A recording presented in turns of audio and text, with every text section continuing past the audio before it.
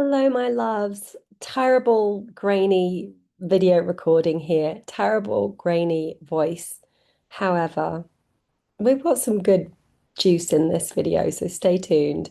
I'm going to talk about how I met Pharrell, and of course, I'm a geek, so I'm going to show you the astrology of my meeting with Pharrell, as well as the story of that encounter. And we're going to look at the week ahead, the astrology of the week ahead. Let's dive into it. And I'm so sorry once again that my my level of well-being is not on point because I am a little bit poorly. Oh well. Anyhow, we are looking at the astrology of the 3rd of August through to the 9th of August. We're using British summertime. I'm in Hong Kong currently, where the summer is so rainy. It's unbelievable. I believe this is why I'm sick, is because I was on an airplane and then I've been in air conditioning and air is not serving me, clearly. Anyhow, let's go through the transits of the week, guys. What is going on this week? Let me just give you the headlines. We've got the last quarter Taurus moon, which I've not gone into too much detail about. We've got Venus entering Libra, lovely Libra. The Sun harmonizing with Saturn, which is, I think, a really lovely transit, and Mercury entering Leo. And then next week we get our solar eclipse in Leo. So that's big, big, big news. So you can also think of this week as a preparation, a week of respite before we really get into eclipse season.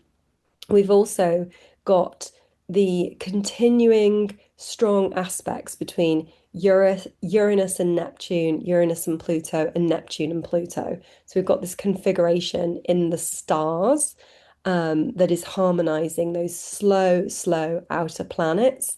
You can see here Pluto at 4 degrees Aquarius, Neptune at 4 degrees of Aries, Uranus, which has raced ahead to 5 degrees of Gemini, and Jupiter has also just broken up that configuration, has reached 7 degrees of Leo by the time we reach Monday morning, which is swiftly approaching us. We're also now in with the North Node in Aquarius, which is the point, the ecliptic point of the moon, which is guiding and influencing our eclipse series, our eclipse season.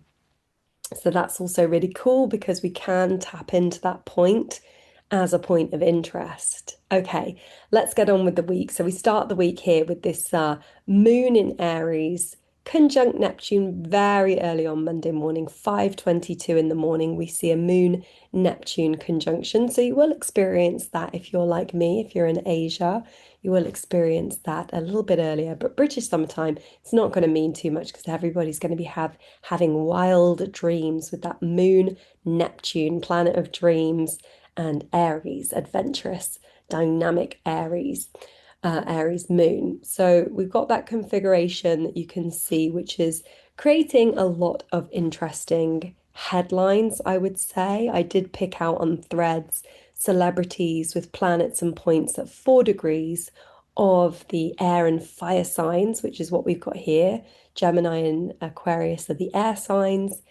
Um, Aries and Leo are the fire signs. So I picked out a handful of celebrities. Obviously, I didn't pick up on all of them because Nara Smith is a 4 degrees Libra lady. She's a model, she's a wife, she's a trad wife. That's her kind of moniker, her headline title. We don't have a birth time for Nara Smith, but she's got a fascinating story and interview, which I haven't watched, even though I do like the podcast Call Her Daddy with Leo Rising host.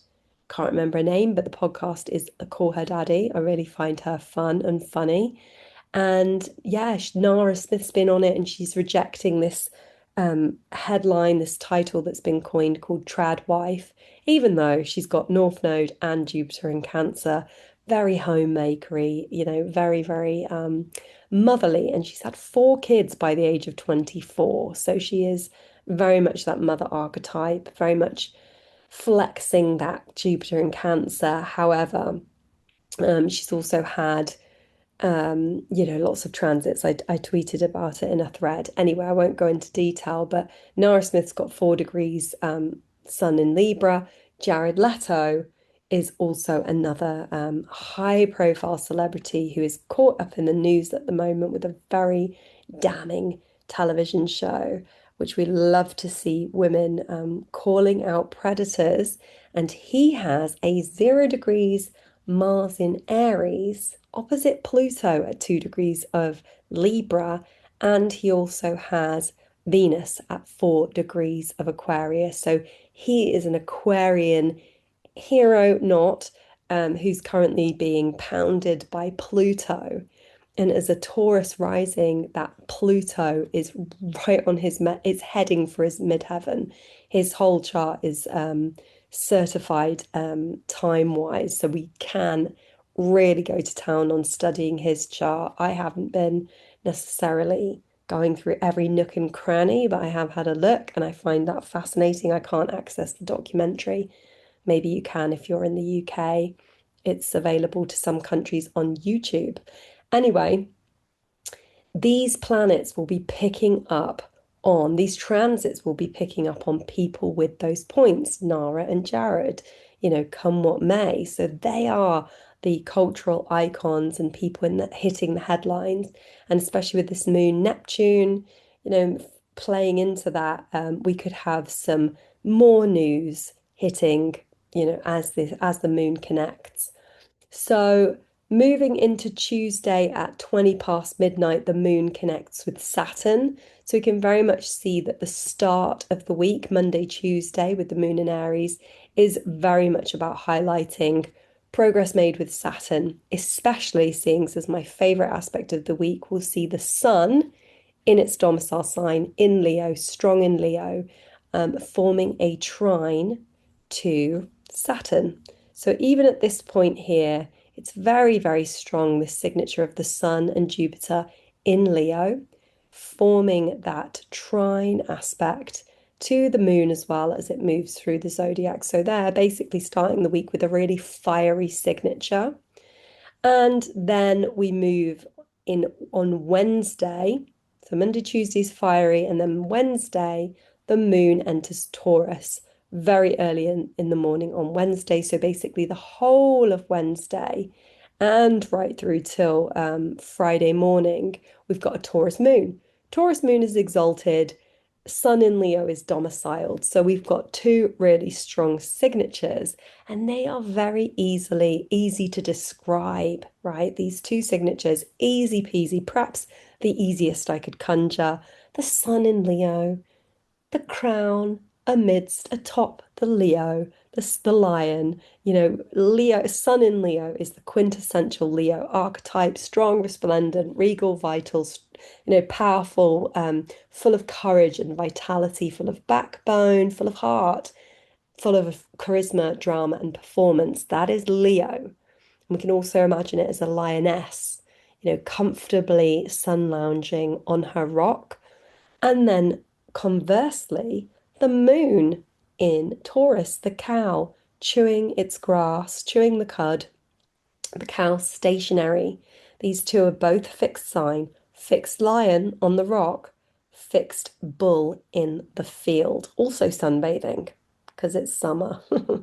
So we've got these two very strong signatures, and that last quarter moon coming in at 13 degrees of those fixed signs. So it could be an interesting week if you are a fixed of the fixed modality, if you're a Scorpio, Aquarius, Taurus, or Leo. So we grow ever closer at that point. And I've not made such a big song, and I mean, I've mentioned it in the horoscopes, but I'm not going to make such a big song and dance about it. It is interesting to note, however, on that Wednesday, how we've got Venus in Virgo, and Venus is wrapping up. It's the last day of Venus in Virgo, Wednesday, Thursday. So Venus enters Libra 8 p.m. Thursday night. So right through Thursday, we've got a nice kind of earthy energy to work with. However, predominantly we're dealing with fire, we're dealing with air, right? But we do get this nice little moment, unfortunately for people in the UK, it's at 25 past midnight on Thursday night, Friday morning. Moon in Taurus will sextile Mercury in Cancer. It's just a nice fleeting moment, just as Venus is kind of entering Libra there, just there.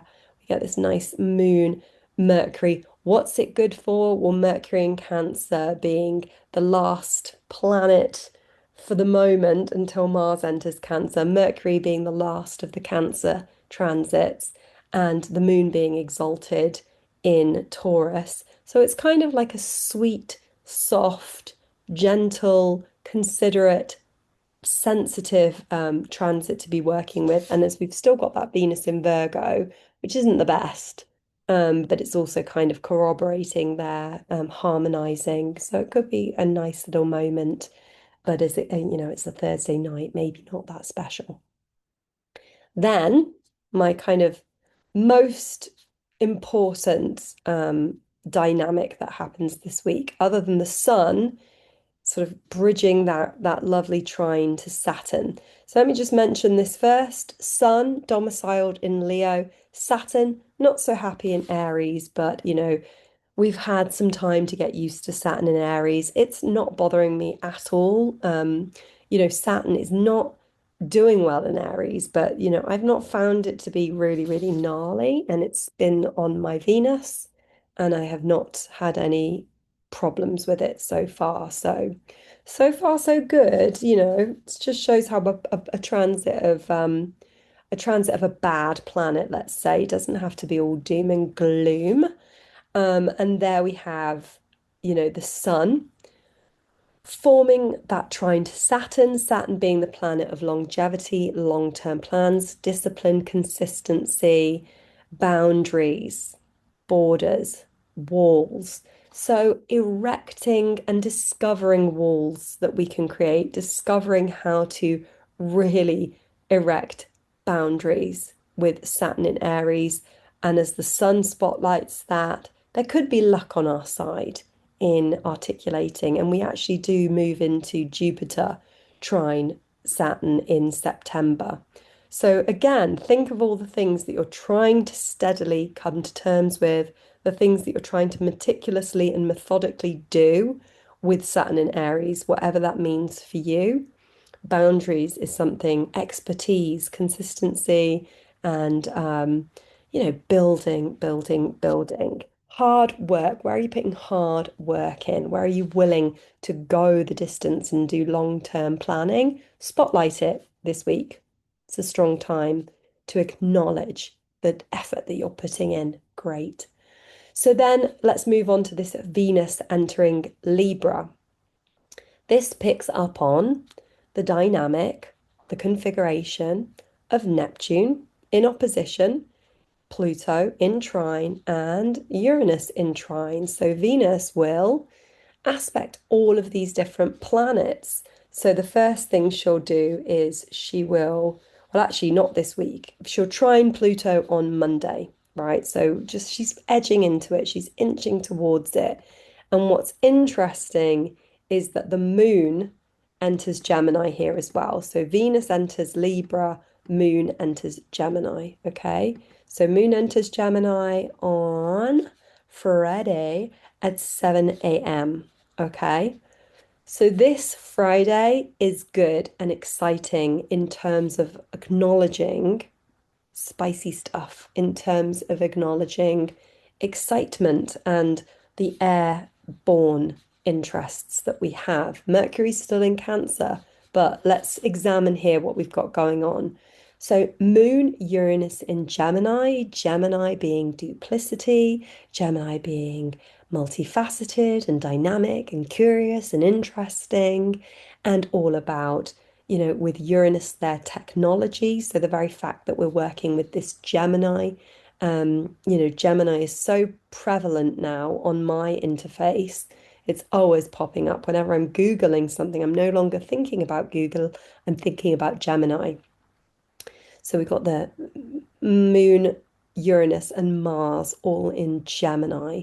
Gemini, let us think of youthful characters, spirited, fairy or elfin-like characters, Marilyn Monroe, Prince, people that challenge the status quo with their thinking, with their ingenuity, with their light on their feet, exciting, dynamic, you know, challenging thoughts and ideas. And then Venus in Libra, again, I just mentioned Nara Smith, the model, the wife, Venus in Libra being archetypal for that kind of figure. And so we've got curious, intellectuals, gracious, feminine archetypes, goddess. And I always like to think about, the realm of air as being like up in the clouds amongst the gods and the goddesses with their great pillared temples, clouds, air, cherubs, beauty, civilization, the gods and goddesses being superior and looking down on the men that are just beasts, beasts operating, but, civilized creatures, thinkers, planners, people that actually host gatherings, ensure society is running as it should. So, on a positive note, this could be a really interesting time to embrace a more civilized way of being. And then Pluto, of course, and the North Node now in Aquarius. So we have a really strong air trine. We have a beautiful air trine arising like a puff of intellectual smoke here on Friday morning. However, we've also got that Jupiter Sun in Leo with the South Node. So, still a bestial lion's roar from the pit below, from the sweaty summertime pits of ancient Greece. And that Saturn in Aries, kind of, you can imagine someone with his warriors, not the sword, but the shield kind of going out in the chariot.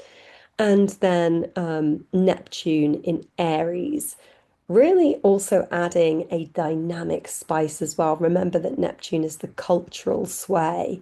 And so keep seeing these calisthenics, army type adverts on my Facebook sometimes, which really always makes me think, yep, we're in Neptune and Aries. It's all about our face. It's all about, putting our face forward, but also recognizing warrior type characters. And Anya Taylor-Joy has done a TV show called Lucky. She's also a Taurus rising like Jared Leto, but she's getting better press than him.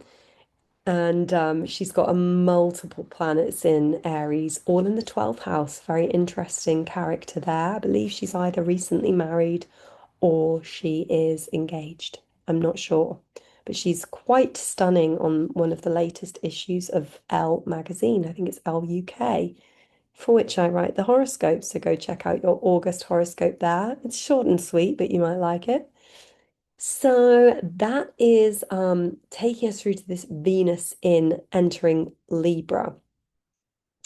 As I say, the Sun sextile Saturn then, and basically we then get on Sunday a bit more action. So let's whiz through to the Sunday. Nothing much is really happening. I mean, the moon will conjunct Mars there at 6 a.m. on Sunday. But then the moon enters Cancer. We get to shift. So the weekend you can consider being dynamic and exciting. The moon enters Cancer on Sunday. Here we get a different shift of energy. And for a moment, for a brief moment, just a couple of hours, the moon and Mercury are in Cancer together.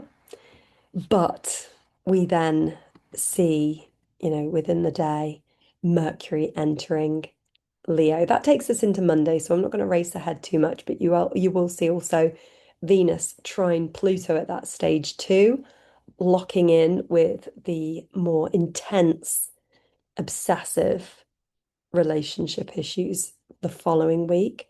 But for that time, that moon in Cancer will be a nice end to the week, will be a nice, you know, Sunday session, a nice vibe for Sunday. 5:30 p.m. Mercury enters Leo. And you know what happens next? There's total solar eclipse in Leo. So even at this stage, we've got Mercury, Jupiter, Sun in Leo, and we are heading hot into the following week when we will get that new moon. So this is your preparation week, guys. This is the week to get excited with that Gemini moon to harness the dynamic energy of that Thursday, Friday. No, is it mainly Friday? It's Friday. Friday, the moon enters Gemini. Friday at 7 a.m., the moon enters Gemini. But Venus enters Thursday night. That is exciting energy to be working with. It's not necessarily going to be easy for the water signs, particularly Scorpio, I feel. And also Virgo risings, Virgos are possibly going to be having a bit of a rough ride too. But if you can continue to think that this is about human beings, that this is about having civilization, that this is how we think, how we get, and also perhaps how we really call people out for, oh, look, I'm not going to get on my moral high ground and say that bloody Jared Leto is the first one of many to get his comeuppance. Who am I to say about Jared bloody Leto? Anyhow, let's take a look now at my meeting with Pharrell, which happened last week. So I'm going to go ahead and share my screen with you. Can I share the whole screen? Believe I can. Believe I can. Okay, here we go. I think the transit's there. Okay. Hopefully there's nothing crazy on my desktop. I don't think there is. Okay. Here's the interesting thing about me and Pharrell. We're both Cancer risings. We are both Aries suns. So this was a chance encounter, and I've brought up his chart. I just scribbled notes all over it at the time that I met him. I was just like, oh, let me pull up the chart quickly. And so it would be remiss of me to share his details and not share my details too. So I'll be transparent. There's my birthday and my natal chart for the sake of something interesting. Look at the astrology. So I've got my progress chart, his progress chart in the middle, because you know I love progressions. So Pharrell is a 14 degrees Cancer rising. And at the time we met, Mercury was on his ascendant. So maybe he was feeling extra chatty. The moon was on his north node in his house of servants and service people and health and well-being and management and work. He didn't seem too busy to me, but maybe he was on his way to do some work. Who knows? Now, we had the Sun-Jupiter conjunction underway, so it was a get lucky moment for me, but it was also a get lucky moment for Pharrell. He met me too. And it seems like I was also a little star in his eyes. We had a little lovely interaction, I must say. It was very pleasant encounter. We both had a good smile. We both had a good laugh. So it was lovely, in my opinion. I'm sure he would remember it kindly. So what was going on as well there that I thought was really interesting is that Saturn was at 14 degrees of Aries. Now you can see here, Pharrell has in his natal chart a 14-degree Venus in Aries, and so do I. 14 degrees Venus in Aries.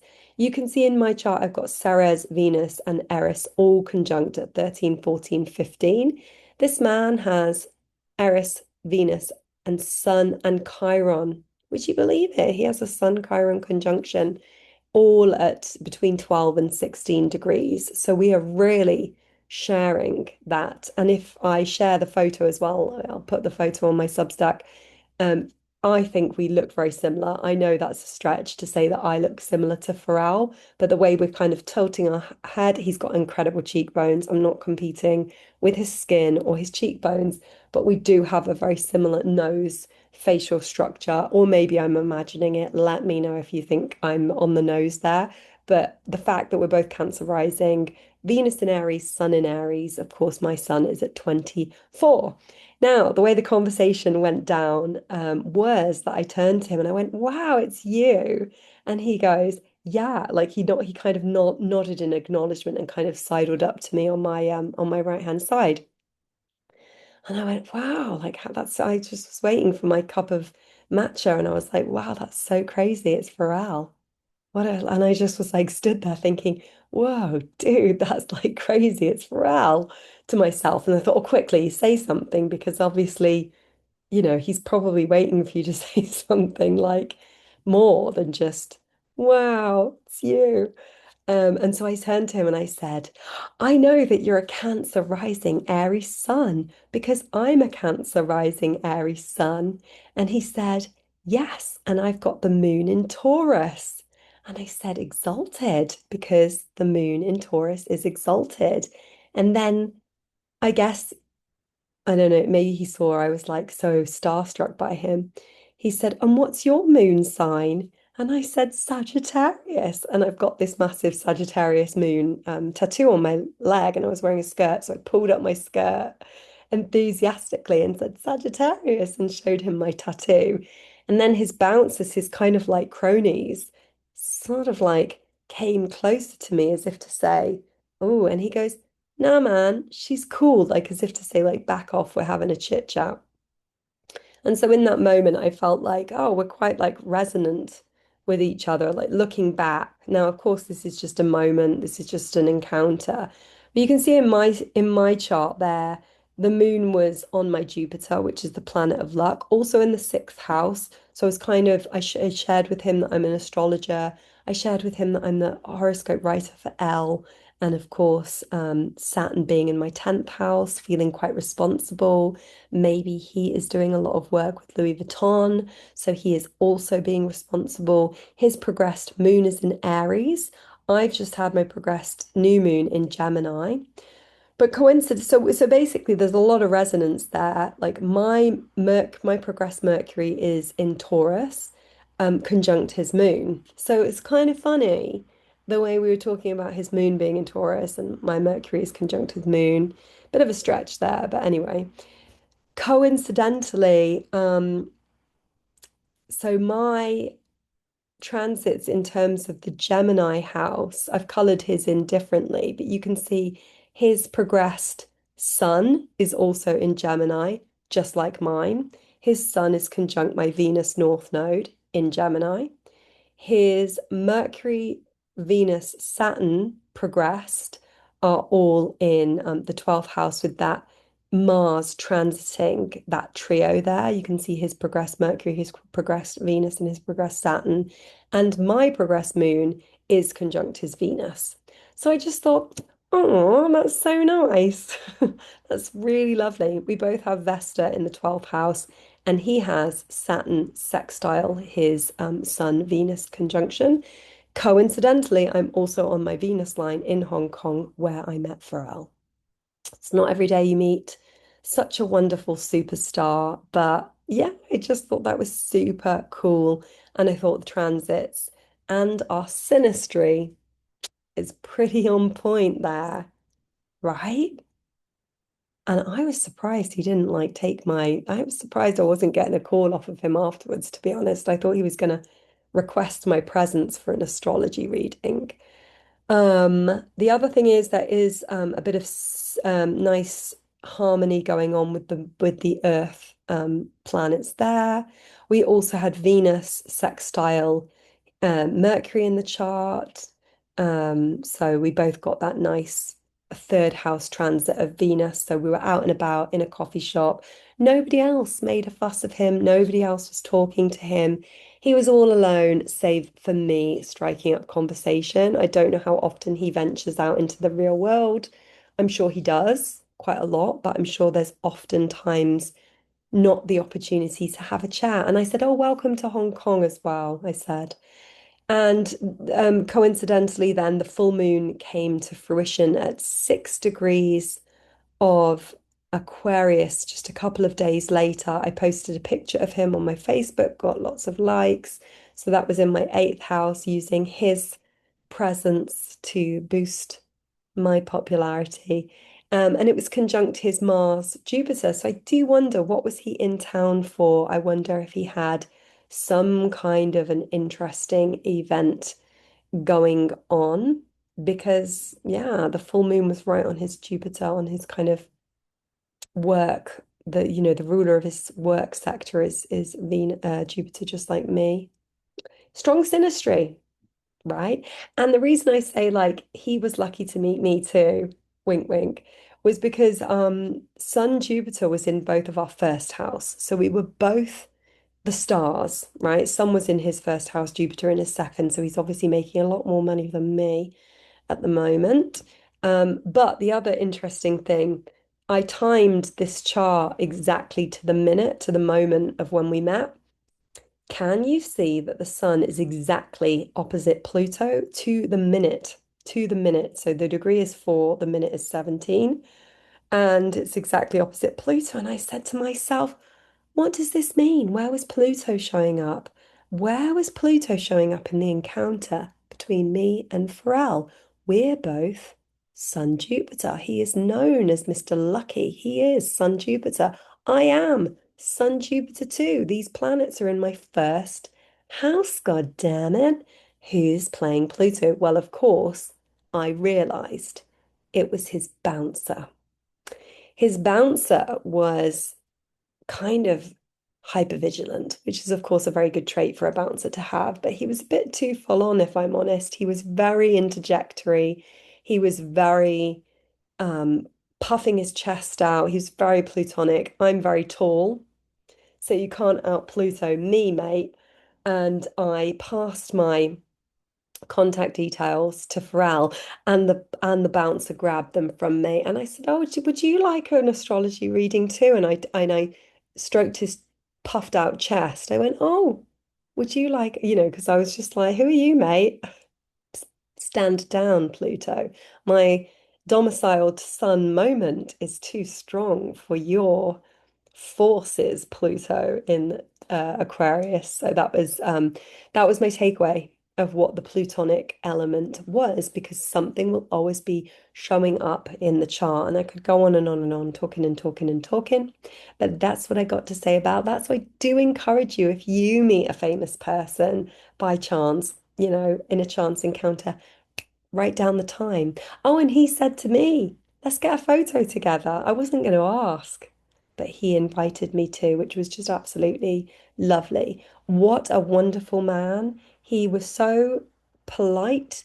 He was so just absolutely pleasant as a human being. And it really elevated my mood for the days to follow, because I just thought, gosh, I was in such a happy mood when I was really impressed with the coffee shop that I was in. I was having a really good chat with the staff members.